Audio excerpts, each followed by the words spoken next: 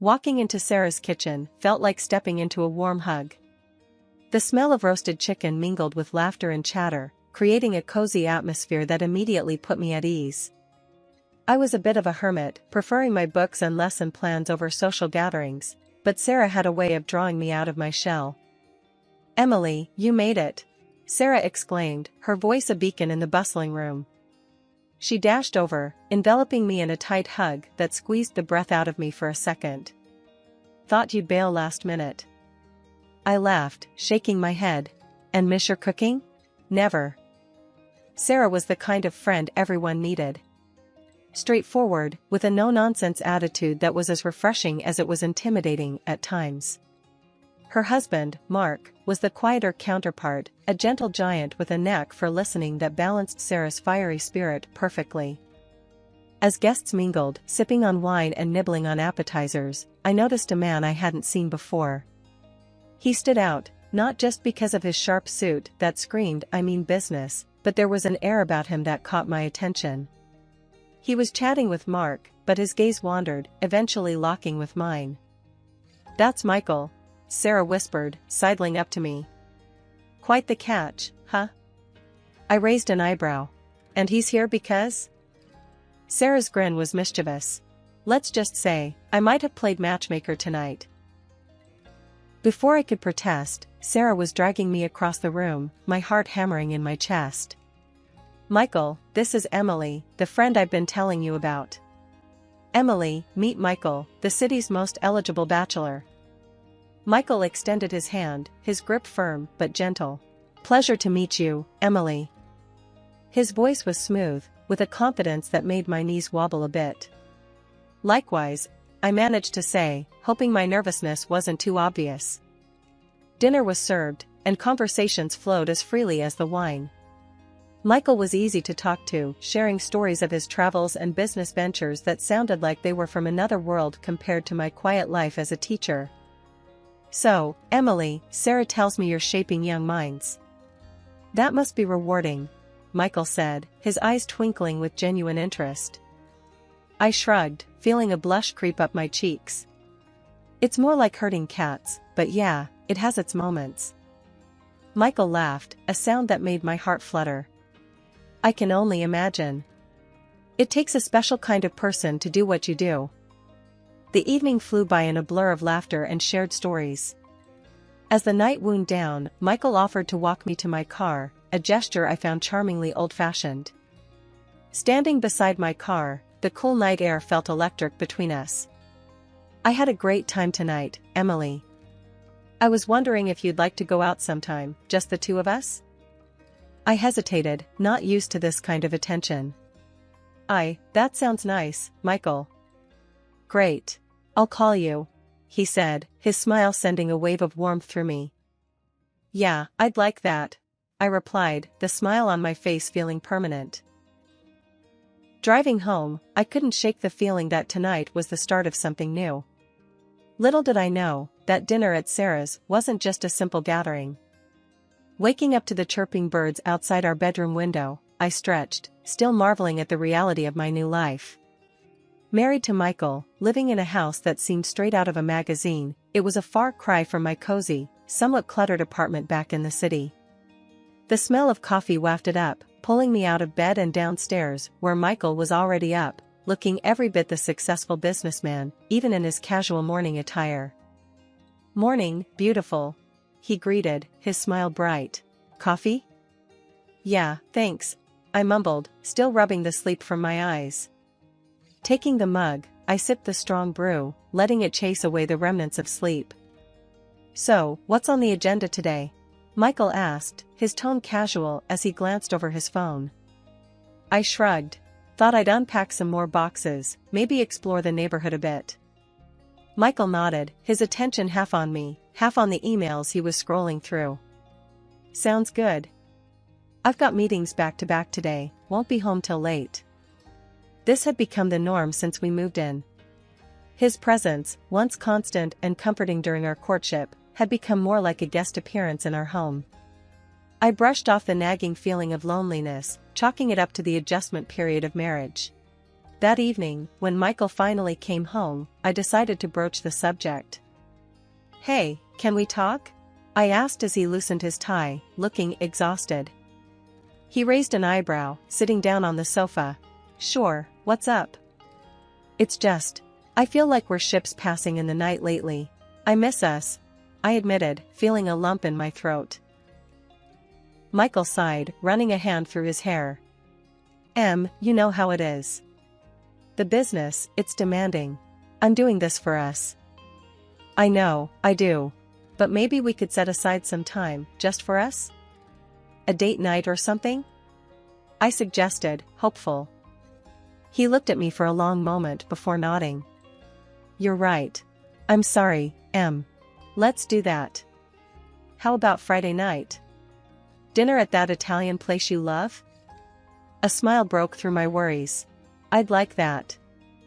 As we settled into a comfortable silence, me curled up with a book and Michael with his laptop, I couldn't help but feel that this was just a hurdle we'd overcome together. After our quiet moment of reconciliation, the days started to blend into one another. Michael tried to make time for us, scheduling those promised date nights, but his phone was always buzzing, pulling him back into the world of work. I found solace in setting up our home, making it ours, filling it with warmth and love, hoping it would bridge the gap that his absence created. One evening, as we sat on the back porch watching the sunset, a rare moment when his phone was silent, I decided it was the right time to bring up the topic that had been weighing on my heart. "Michael, have you thought about us having kids?" I ventured, my voice shaky with nerves. He looked at me, surprise flickering across his face, before it settled into a contemplative frown. "Kids? You know how chaotic things are right now. I barely see you as it is. Bringing a kid into this, we're just not ready." I felt a sting at his words, a mix of disappointment and frustration. "But we won't ever be ready. There's never a perfect time." I thought. We talked about this before." Michael let out a heavy sigh, running his hands through his hair. I know we did. But things are different now. The business is at a critical point, and we're just not in the right place for this, Em." His words felt like a punch to the gut, leaving me winded. It wasn't the response I hoped for, and it hurt more than I expected. "So, what? We just keep waiting? Until when? Until it's too late?" Come on, don't be like that.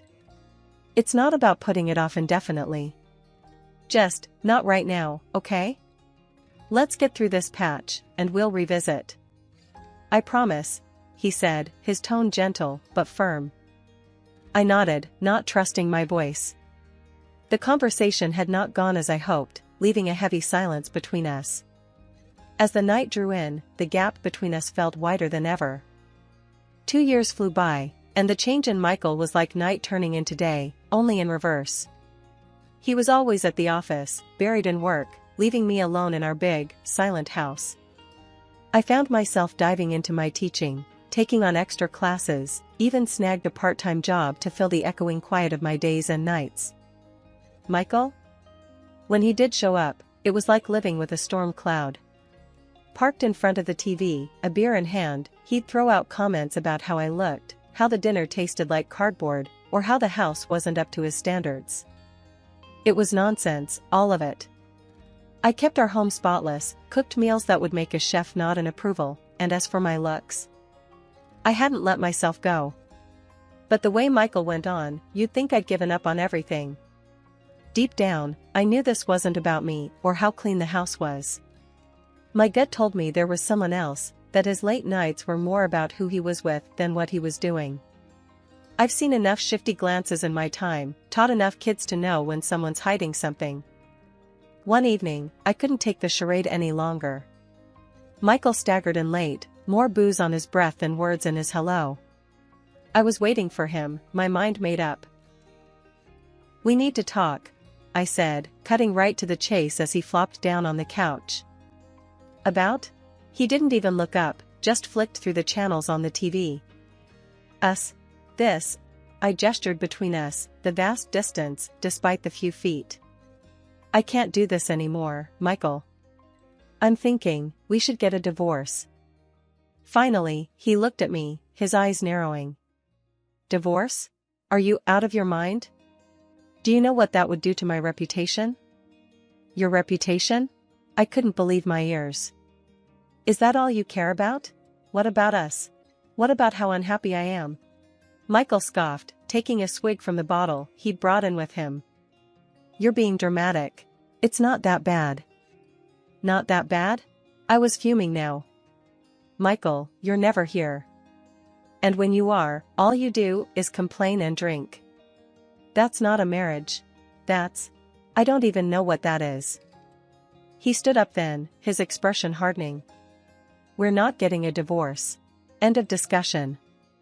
I won't have people talking, saying I couldn't keep my wife happy. I stared at him, disbelief and anger swirling in my chest. So, you're happy to live a lie? For appearances? That's enough, Emily. I'm going to bed. We're not talking about this anymore. With that, he turned and left the room, leaving me standing there, my heart breaking in silence. The last couple of months had been rough. I felt like a shadow of myself, dragging through each day with a heaviness that sunk deeper than just fatigue. Food lost its taste, and my clothes hung loose on my frame. Teaching, something I'd always loved, became a chore I barely got through. Michael seemed oblivious to it all, more concerned about the dust on the TV stand than the fact I could barely muster the strength to get out of bed. It got to a point where even I couldn't ignore it anymore. Something was off, and it wasn't just the blues. Dragging myself to the doctor's office felt like climbing a mountain, but I needed answers. Sitting in that sterile room, when the doctor told me I was pregnant, it was like a jolt of electricity. Happiness, fear, confusion, it all hit me at once. But through that storm of emotions, one thing stood clear: I wanted this baby, even if it meant going it alone. Telling Michael should have been a moment we shared, but given the state of things, I was dreading his reaction. My fears weren't unfounded. When I finally mustered the courage to tell him, his reaction was like a slap in the face. Pregnant? His voice was a mix of disbelief and anger. You want to bring a kid into this mess? I stood my ground, holding on to the newfound resolve that came with the thought of being a mother. Yes, I do. And I'll raise this child with or without you. Michael laughed, a harsh sound that echoed off the walls. Without me? You think you can handle this on your own? You're not exactly young, Emily. His words stung, but I was beyond caring about his opinions. I am fully capable of raising this child. It's clear you don't want any part in this, so maybe it's best if you leave. That set him off. Michael was furious, his words a venomous stream I refused to absorb. He stormed out, and the silence he left behind was a relief compared to his presence. 3 days passed without a word from him. I was alone, truly alone, with a life growing inside me and a marriage crumbling around me. I couldn't understand how we got here, how the man I married became a stranger, how our plans for a family turned into a battleground. My mind was a jumble of thoughts, worries about the future pressing down on me. That's when I stumbled upon something that turned my already upside-down world completely inside out. Late one evening, while scrolling through my phone, trying to distract myself from the loneliness, I noticed a message request on Facebook. It was from someone I didn't know, a woman.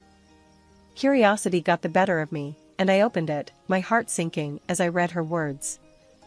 The message was brief, but clear. She claimed to be in love with Michael, telling me to let him go, because he didn't love me anymore.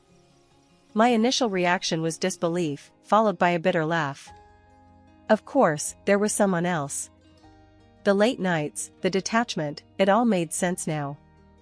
But seeing it in black and white was a slap I wasn't prepared for. Fury and hurt swirled inside me, urging me to do something, anything.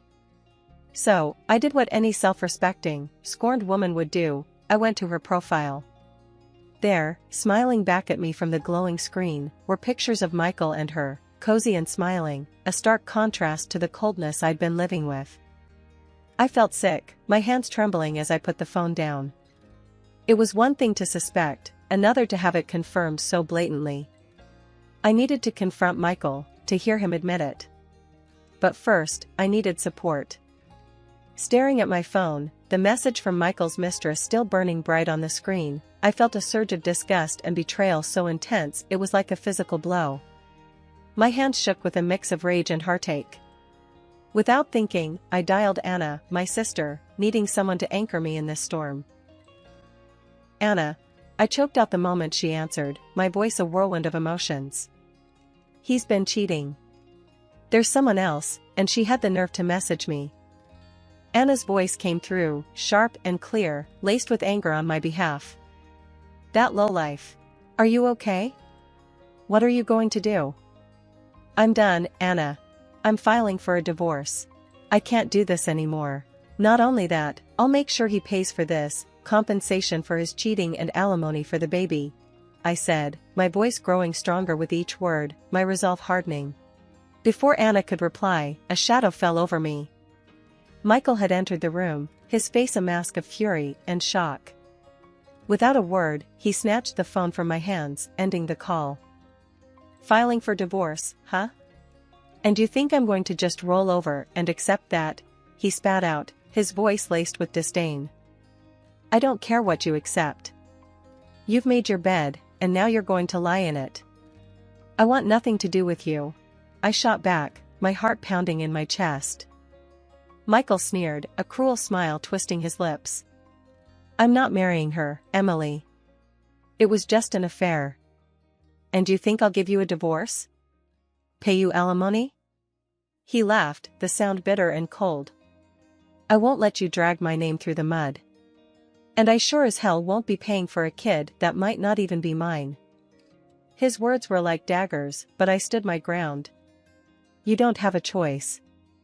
I'll go through the courts if I have to. You think you can live this double life, juggling your wife and your mistress, without any consequences? You're wrong. Michael's anger seemed to boil over at that. You have no idea what you're getting into. I won't let you ruin me, he hissed, his face inches from mine. I'm not the one who ruined us, Michael. You did that all on your own. And now you're going to face the consequences, I said, my voice steady despite the storm of emotions raging inside me. The words Michael spat out about not wanting the baby and his refusal to leave his double life behind hit me hard. I was reeling from his coldness, his outright cynicism. In that moment, my decision was made, I was leaving. But as I turned to grab my things, a sharp pain cut through my stomach, so intense it ripped a scream from my throat. Michael, call an ambulance. I gasped, doubled over in pain, clutching at my belly. He looked at me, annoyance flickering in his eyes, before being replaced by a reluctant sense of responsibility. I'll drive you, he muttered, clearly irritated by the inconvenience. It was pouring outside, the kind of relentless rain that blurred the world into a watery haze. I struggled to the car, each movement a burst of agony. Michael drove, silent and tense, as we navigated the slick country roads. Then, horror struck, a warm rush of blood, a crimson stain spreading over my clothes and onto the car seat. Michael! I cried out, terror seizing me. There's so much blood. His reaction was a mixture of anger and disgust. Get out! He barked, pulling over with a screech. You're ruining the upholstery. In disbelief and pain, I somehow managed to get out of the car, expecting I don't know what. Help, maybe? But Michael just drove off, leaving me there alone, in pain and bleeding on the side of the road. I don't know how long I was there before darkness swallowed me whole. When I woke up, the sterile white of a hospital room greeted me, and my sister, Anna, was there, her face etched with worry and relief. Emily, thank God, she breathed out, squeezing my hand. I found you on the road. I was so scared when our call dropped, and I came looking for you. The pain had dulled to a throb, overshadowed by a heavy sense of loss. The baby? I whispered, fearing the answer.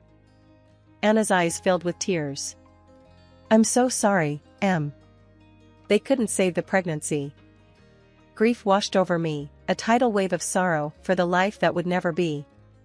Amidst the pain, Anna shared that Michael had been in an accident too, found not far from where she'd found me. It seemed fate had a cruel sense of irony. He's here, in the hospital. It was his fault, the crash, she said quietly. It wasn't long before a police officer entered my room. He was a middle-aged man with kind eyes, introducing himself as Officer Daniels. He pulled up a chair, his demeanor gentle yet professional. "Mrs. Thompson, I understand this is a difficult time for you, but I need to ask you some questions about last night. Your sister informed us of the circumstances leading up to your situation," he started, glancing at Anna before turning his attention back to me. Taking a deep breath, I nodded, signaling him to continue. "Yes, I'll tell you whatever you need to know." Officer Daniels nodded, taking out a notepad. "Can you tell me about the argument you had with your husband?" The memories came flooding back, and I recounted the events, my voice steady despite the pain that throbbed in my heart. "We argued about our failing marriage, about his infidelity. And then, when I needed him the most, he abandoned me on the side of the road." The officer's brows furrowed as he scribbled down notes. "And he was aware of your condition? That you were pregnant?" "Yes, he knew. I told him, and he didn't care. He left me there alone," I managed, the bitterness in my voice surprising even me. Officer Daniels's expression softened. "I'm sorry you had to go through that, Mrs. Thompson. Based on your account and the preliminary investigation, we're looking into charges of neglect and endangerment against your husband. His actions led to serious consequences for you and the loss of your pregnancy." Anna squeezed my hand, her presence a silent support. The thought of Michael facing consequences for his actions was a cold comfort, but it was justice, however small. "What happens now?" I asked, the weight of everything crashing down on me all at once. "We'll proceed with the investigation, and I'll need you to provide a formal statement when you're ready. We'll do everything we can to ensure your husband is held accountable," Officer Daniels assured me, his voice firm. As he stood to leave, he paused, looking back at me. "Take care of yourself, Mrs. Thompson. We'll be in touch." After he left, the room was silent, save for the steady beep of the heart monitor. Anna was the first to break the silence. "He'll get what's coming to him, Em. You're not alone in this." The days that followed were a blur of doctors, police statements, and endless hours of trying to piece together a semblance of normalcy. Michael had been charged, and the news of his actions and subsequent arrest made headlines, tarnishing the reputation he valued above all else.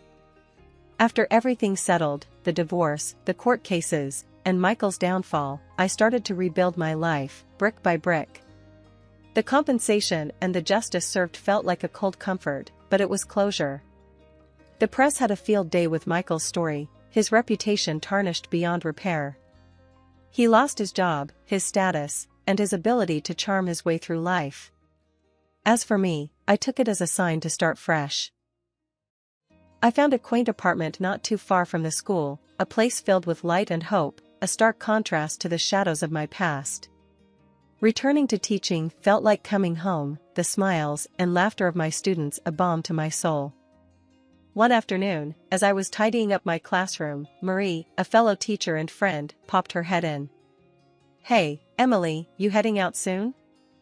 "Yeah, just finishing up here," I replied, stacking some papers. She leaned against the doorframe, her expression serious. "You know, we're all really glad you're back. The kids missed you. Hell, we all did." I smiled, touched by her words. "Thanks, Marie. It feels good to be back. Feels like I'm finally moving forward, you know?" Marie nodded, understanding. "You've been through so much, Emily. But you're one of the strongest people I know. You've got this whole new chapter ahead of you now." I chuckled, the idea of a new chapter still feeling a bit surreal. "Yeah, a new chapter. Just gotta make sure it's a good one, right?" "Exactly," she agreed with a grin. "And hey, who knows?